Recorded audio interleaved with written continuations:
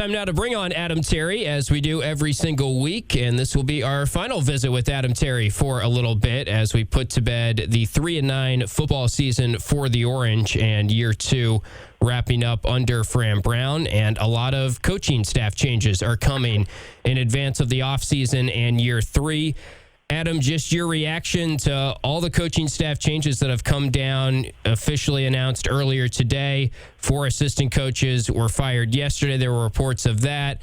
And then today, the big news, Elijah Robinson being demoted from defensive coordinator to now listed as a co-defensive coordinator and a defensive line coach for the Orange. Are you surprised at all, based on what Fran was saying, that he made this many moves, or did any of these particular moves surprise you in any way? Well, the amount, yes, definitely surprising. I think you saw the writing on the wall after the initial shuffle when Miles White got ousted, and then the shuffling of just coaches in different positions. So, yeah, no, it's a little bit surprising because of the sheer volume, how many guys. But also, with that being said, you were 3-9, right? So at the end of that, like, you have to do some introspection and look in the mirror and say, hey, why are we here? What can I do as a head coach? What can we do as an organization to move forward and move into a better direction? And it's the positions that were, a guy like Dale Williams, I think he's a good guy. I hold him in high regard. And it's an unfortunate thing, but, that is the life of coaches. You're in a situation where it's I went through a coaching staff change, but I never really saw it when I was in college. I was at the back end when Coach P got fired, but it's a lonely day as a coach in college football, and I've been hired and fired when I was in the NFL too. It's there's a lot of difficult decisions that go through in order to see what direction you want to take this endeavor, and for a guy like Fran Brown, coming off of that high from last year, the 10-win season, into what we knew would be a tougher go. Everybody knew that. I mean, you had either number 1 or number 2 toughest schedule in the country at the beginning of the season. You knew it was going to be a difficult task. And there were a couple misses on personnel as far as player-wise goes. And I think when you're looking at a college coach right now, you have to be a great positional coach. You have to be also a great recruiter. And that will be interesting to see how he fills these voids that have been now created. But, never a good day if you're a player in some of those meeting rooms or if you're a coach, because for a lot of guys, that might be the reason that you went to that school, outside of, loving the environment, the education. But, the person that you're in a lot of contact with is that position coach as well as the strength coach. Yeah, I do think some of this is Fran is just a guy that is always going to be constantly tinkering with the staff or looking to make changes. I know they won 10 games last year, so there weren't a lot of changes that needed to be made, but he did make a change to the special teams coach. Now he's going to add in a third special teams coach in 3 years here. Do you like that about Fran, that he's constantly evaluating? And I feel like even if this was a successful season, or say they won 6 games in a tough schedule year, he probably would have evaluated and made changes. And I'm just expecting every year with Fran Brown, based on how he's talked about his coaches, I think he takes a lot of pride in having a good staff. And like you said, having good recruiters on the staff. And he's probably going to be the type of coach that is tinkering quite a bit with his staff, I guess. Yeah, I think that is the crucial thing. If you're going to be a college head coach right now and you want to be in the top 25, you've got to do a great job all the way across the board. It's not just being a great OC or DC and then getting a coaching job. You're a great recruiter that can put the Jimmies and Joes out there, but then what it seems as though he felt that the team didn't develop well enough. And if you're going out and you're getting these guys that are 3, 4, 5 stars, yes, a 5-star might be closer physically to be on the field, but it's also a situation where are they mentally closer to being on the field? And when you're trying to flip the roster entirely, the world of the portal is one thing, but you've also got to equate it to the portal. To me, is free agency in the NFL. And then you look at the ability to build the roster, build the depth, and it might take a year or 2, 3 years, but that's going to come from what I view it as the draft, and that is the ability to go out there and recruit guys and find talent that you like. It's a tough go. I think it's a tough decision all the way around, but, you know, for the direction of Syracuse, I am behind Fran with what he's done, and now the direction of, you know, who are you going to put in those places is going to be the key one. Yeah, that's what I was going to ask you next. Do you have any feel for what type of defensive coordinator Fran Brown might be looking for? I guess it's just impossible to guess right now, but we know that he is searching for a new defensive coordinator. I kind of go off what we know to this point, which is it seems like he wants his defense to have an identity of being aggressive, a blitz-heavy defense. I think one question that comes out of this is, will we see the Orange in a 4-2-5 scheme next year? Will we see a defensive coordinator come in that brings in a different scheme? Do you have any thoughts on what will be best in terms of what Fran Brown should be looking for in the next defensive coordinator? I think when you're looking at the defense, and I know you want to be aggressive, you want to be tough, you want to be physical, you want to be violent. Those are characteristics that just jump off the top of your head when you're thinking about defenses. And you know, having been in the world of the Baltimore Ravens and the solid defenses, and you know, arguably one of the best defenses ever, it is. I mean, those are the characteristics that you want to see out of the players. And then the coordinator is, you've got to play those chess pieces appropriately. And sometimes, you know, we were multiple throughout the course of my career, but, you know, when you had a couple different pieces there that you could rely on, the multiplicity kind of narrowed itself a little bit more into what are we best at? Who do we have the personnel to match up appropriately? So, do I see us in a 4-2-5? I see us as an even front. I don't think we go into an odd front at all. But, you know, the detriment to what we had this year is, you know, a guy like Devin Grant, a guy like Deuce Chestnut not being healthy. So it is the 4-2-5 the appropriate defense? You know, that's to turn on the film and look at it. But when you don't have a couple guys that you've been relying on, they got a lot of reps and are veterans and have a potential to go play in the NFL. That's a very difficult task to not only play call, but also when young guys in there and do young guy mistakes, you don't have anybody else in there. So when I look at the defensive coordinator, it's going to be a great communicator, somebody that can really get these guys behind him, a great recruiter, but also a cerebral guy that's going to want to lock himself in the film room and study and make sure that the personnel that he has can apply that to the defense that's called out on the field. Yeah, definitely probably, if anything, underrated just how injured Deuce Chestnut, Devin Grant were throughout this season. And Fran Brown said it in his last press conference, and we'll get a chance to hear from the head coach tomorrow when he speaks on National Signing Day, and I'm sure he'll be asked about these coaching changes. But he did say in his last press conference that Devin Grant's out there limping, and that played a factor. And, you know, Derek McDonald, they're hoping to get back. So they lost a lot of veteran pieces. And I guess that leads me into my next point, where I made the point yesterday on the show that I do feel like they need to bring in a good amount of experience in the transfer portal. And I know that Fran is a coach that wants to build through the high school ranks, and he's been very successful at getting high school talent in the door, and he's going to do that tomorrow when the National Signing Day class is announced. And it's one of the better classes we've seen at Syracuse in a while, which I think should be applauded. But when you look at the roster, how much do you feel like, yes, it's a young team right now that's going to get a little bit more experience, and they did get some good seasoning this year.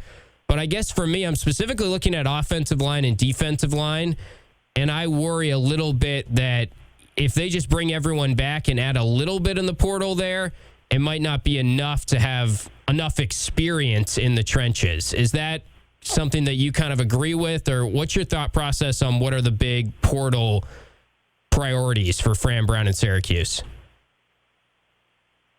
Well, just looking at the offensive line, I think that when you take away, you saw a guy like Austin Collins come in this year, he was banged up. Joe Cruz is probably playing the center position out of position. And then we saw a couple young guys get in there. A guy like Cam Pringle, who's a transfer guy, a homegrown prospect, and Byron Washington and his ability to get out there.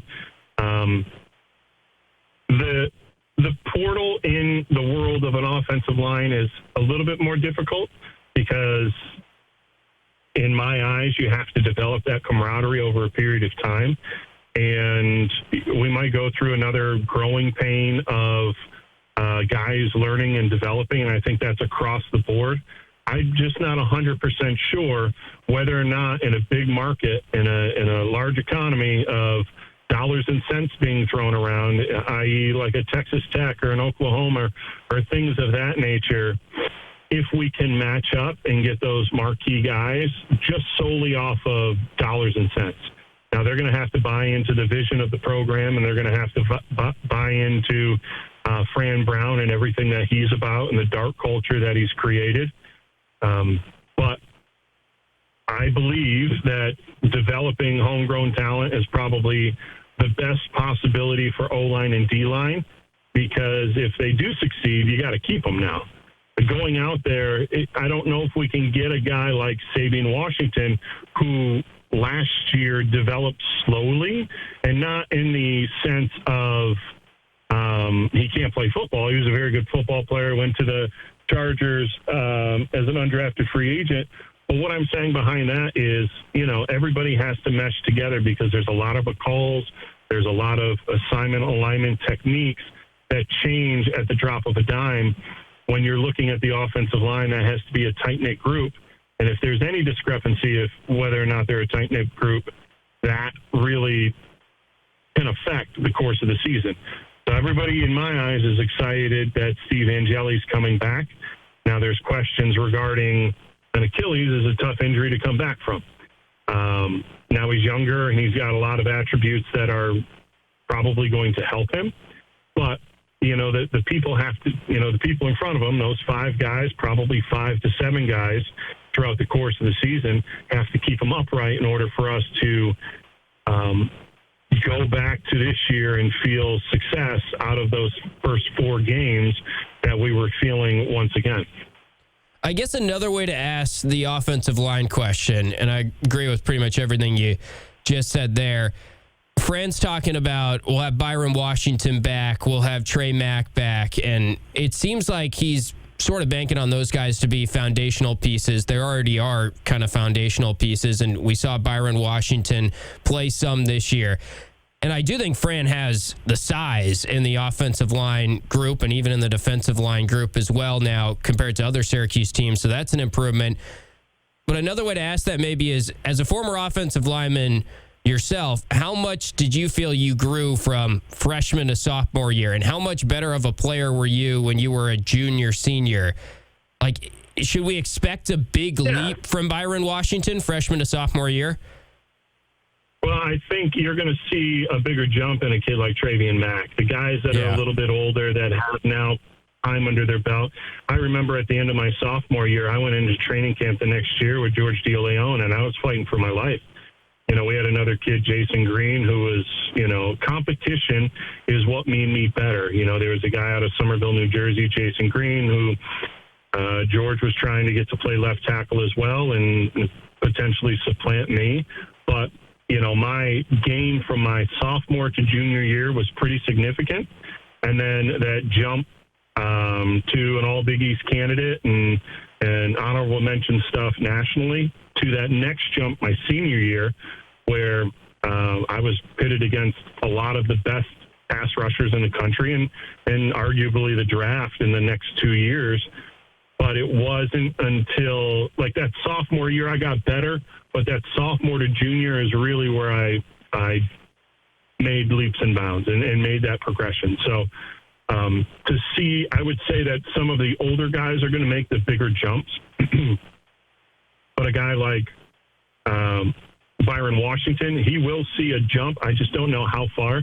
And in reality, that jump is going to be contingent upon who is the person in that room. So I think the offensive line coach, and since they parted ways with Dale Williams, is going to be a pivotal hire. And then especially at that linebacker position, I think that is going to be another pivotal hire because there wasn't as much depth in that linebacker room that we've seen in the past.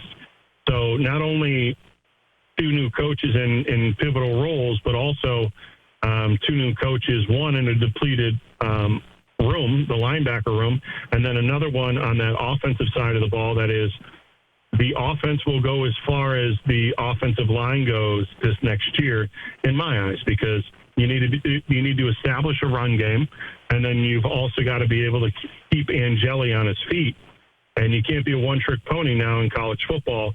And I know that's Jeff Nixon knows that, and that's what his MO is I'm going to throw the ball a little bit more and then run the football, but I also know I have to have a tough, physical, hard-nosed offensive line when it comes to those points during a season when it's like, okay, we're playing Boston College in the snow. We got to be able to do this. It's not always going down to Miami in the heat and having a track meet. Some of the times you got to get those plodding horses out there and move some bodies. Last thing for you, Adam. You bring up Jeff Nixon, and it seems like he will be back next year, and Fran Brown has said that already as the offensive coordinator. Fran did say something I thought was kind of interesting in his post-game press conference after Boston College, where he sort of hinted at, we learned this year that it's an NFL-style offense, and if you have the right quarterback, it can be really good, like a Steve Angeli, a Kyle McCord. But we're going to have to do some things differently, and I'm paraphrasing him a little bit, but he sort of said, like, we're already making some changes so that if it isn't that Steve Angeli, then we can pivot off of kind of a complex offense, the NFL style of offense that Jeff Nixon uses. What's your sense of just how complex Jeff Nixon's offense is, and how much of the backup quarterback struggling was they were put in a tough position because it is kind of a complex offense, or are we reading into that too much? I don't feel as though the complexity of the offense is the downfall. Yeah. I believe that some of the guys that were plugged in to play specific positions weren't ready at that point in time. I think, for instance, watching a guy like Ricky Collins practice and throw the football, I think he has all of those intangibles. But obviously something wasn't either being communicated or it wasn't sinking in for him to make that next jump. So I think it was Greg Olson at one point was talking on his podcast about just how a lot of these players in different sports have this technical aspect that is far superior than when I went to college or he went to college. I look at my own son, and my son is technically far superior and strength-wise far superior than I was when I entered college. Now, the biggest development that I'm seeing of a lot of these guys when they get to college is they have all this technical ability, and sometimes they can trick you into believing that they have it all when they don't. So, looking at a guy like Ricky Collins, like, can he develop into a good quarterback? I don't know. You look at a guy like Carlos Del Rio Wilson, who could throw the ball. He had a strong arm. He was a big physical guy. And then you look at it and say, is it the right methodology for him? Is it the right playbook for him? I don't necessarily Jeff Nixon deviating from what he does and why he does it so well is we should throw that away. We shouldn't look at that at all. What we have to do is find the people that will be able to fit into those roles and not try to take a round peg in a square hole and make it fit. So the IQ portion for a lot of these guys, and as I'm going around the country right now with my son, it's you can be a better prospect if you know the X's and the O's, and you can have conversations that are not at a lower level, right? Like bigger, faster, stronger, all of those things, the technique, the aspects of that all need to come, but the computer that drives it, the IQ, the brain, the ability to make changes on a fly, understanding the schematics so that if one of your guys gets blocked by a wide receiver, you make the adjustment to the guy that he was supposed to block because you know the scheme and you know the offense, and it's a spider web, right? As you take one of the little webbings off of it, it slides, it still maintains, but you have to be able to do that. And for a young team, that's very difficult. A veteran-laden team like we had last year, there were a lot of good players on that team, and they could make a lot of decisions, and they could make a lot of shifts out on the field very quickly to make that successful. And that is the biggest thing that you'll see this year. And with the coaching changes, hopefully you get to see that even faster, is just that film room study, going out on the field and making sure that you understand who, what, when, where, how, and why of every play and the little nuances of every play. So those are the key things that, I might be throwing a bubble screen right now, but that defensive end has the ability to jet up the field, get his hands. Well, two or 3 weeks ago, he might have picked that off and run it for a touchdown. Now I hold it one more second and then I get that ball out. Those are the little nuances that you need to have, and the detail of playing on an offensive side of the football. Defensive side of the football is the same exact way. If you know where to be and how to do it, that's half the battle, but then it's actually when it all blows up and everything's hitting the fan, can I make the adjustment appropriately at the minutia in order to get it done? Yeah, it's well said. And as you were going through that, I was thinking this sort of embodies what Steve Angeli is about. I think that is the good news for Syracuse football. Steve has those traits and clearly is a high IQ player, and you just got to hope that he stays healthy as QB1 next year coming off the Achilles injury. Well, Adam, we appreciate your time throughout the season. I'm sure we'll catch up with you down the road as the offseason happens and we find out about the major moves in the offseason. But appreciate your time as always today. All right. Thanks for a good season. We'll talk to you soon.